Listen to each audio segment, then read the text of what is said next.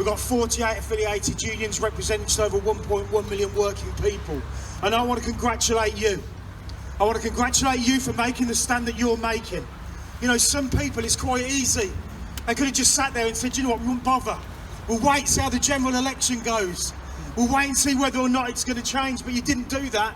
You got up, you organised, and you fought back. And I want to see more of that, because it's no coincidence, you know, that when trade union membership was at its highest, pay inequality was at its lowest. It's strong, organised trade unions and a trade union movement that we need to build in this country, regardless of what happens on Thursday the 12th. Regardless of that, people need to be doing more. And the last time I had the pleasure of standing here, it was to support Unison colleagues who are out trying to get the living wage for the people. And I have to say, all about this austerity that you're seeing, why is it that you don't see that austerity in the boardrooms? To get the best in the boardroom, you pay top dollar. To get the best out of the workforce, it's 0 hours contracts, bogus self-employment and minimum wage rates. That's what we get, and we're being led to believe that it was all their fault and we should be paying for it. While, as I say, they sit in their offices earning £500,000 a year. And I have to say this to the Vice-Chancellor, Eastwood. Mr. Eastwood, sir, the last time I stood here, it's because you're refusing to pay the real living wage for people.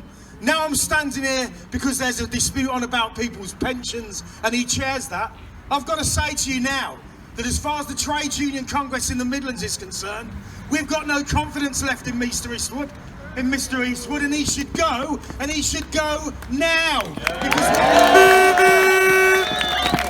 what we need to do is to find a resolution to this, and it shouldn't be working people who continue to pay the price for the wrongs of what's gone on. So I'm proud to stand here with you today in support and in austerity, and in support and in solidarity with you. And I just want to finish off with this.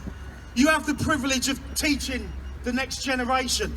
I sometimes wonder what that next generation are going to look at us and say, because they're going to read the history books and they're going to turn around to us one day, I think, and say, did you really let them get away with that? After they busted the economy, then you paid for it, through your pay, through your pensions. Did you really let them get away with it? And I want to look them back in the eye and I want to say, no, we didn't. We built strong trade unions. We campaigned together. We went on strike together and we won and changed this country for the good. Thanks very much indeed for what you're doing.